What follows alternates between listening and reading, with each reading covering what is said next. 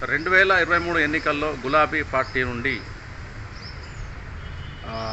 హస్తం పార్టీలోకి చేరిన మరి బీఆర్ఎస్ 10 మంది ఎమ్మెల్యేలు ప్రస్తుతం కాంగ్రెస్ పార్టీలో ఉన్నారు. అయితే కాంగ్రెస్ పార్టీలో వీరు చేరడం పైన బీఆర్ఎస్ నేతలు అయితే ఆగ్రహం వ్యక్తం చేస్తున్నారు.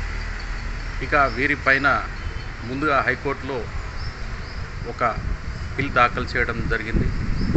ఆ తర్వాత సుప్రీంకోర్టులో మరి బీఆర్ఎస్ వర్కింగ్ ప్రెసిడెంట్ కేటీఆర్ దీనికి సంబంధించి కేసును కూడా ఫైల్ చేయడం జరిగింది. ఈ అంశం ప్రస్తుతం తెలంగాణ రాష్ట్రంలో చర్చకు వస్తుంది. అయితే సుప్రీంకోర్టు కూడా మరి గతంలోనే 2 సార్లు ఈ పార్టీ ఫిరాయింపు నేతలపైన ఈ కేసు పైన విచారణ చేపట్టడం జరిగింది. అంటే తాజాగా నిన్న సుప్రీంకోర్టు ఈ అంశం పైన మరి ఇరు వర్గాల ఏదైతే లీగల్ టీమ్స్ ఉంటాయో వారి వాదనలు కూడా వినడం జరిగింది.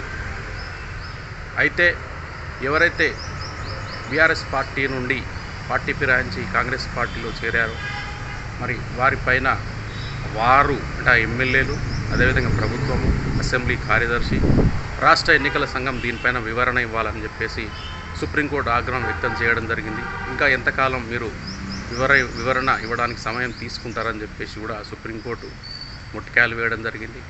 అయితే నిన్న జరిగిన వాదనలు ఏవైతే ఉన్నాయో ఆ వాదనలు విన్న తర్వాత మరి సుప్రీంకోర్టు 22 వరకు కూడా మరి ఎన్నికల కార్యదర్శి, ఎన్నికల సంఘం, రాష్ట్ర ప్రభుత్వం ఎవరైతే ఉన్నారో మార్చి 22 లోపు కౌంటర్ దాఖలు చేయాలని చెప్పేసి నోటీసులు జారీ చేయడం జరిగింది. అయితే గులాబీ పార్టీ నుంచి కారు పార్టీ ఎక్కిన నాయకులకు ఇప్పుడు ప్రస్తుతం గుబులు మొదలైంది.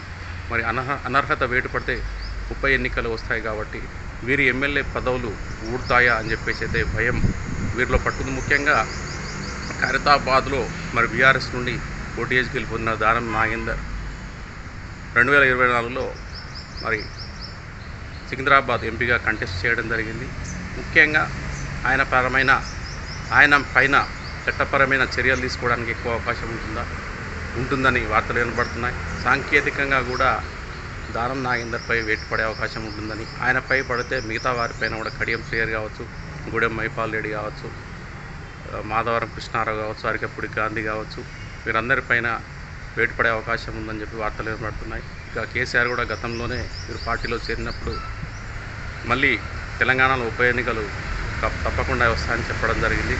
ఈ అంశం తెలంగాణ రాజకీయ వర్గాల్లో ప్రస్తుతం చర్చనీయాంశంగా మారింది.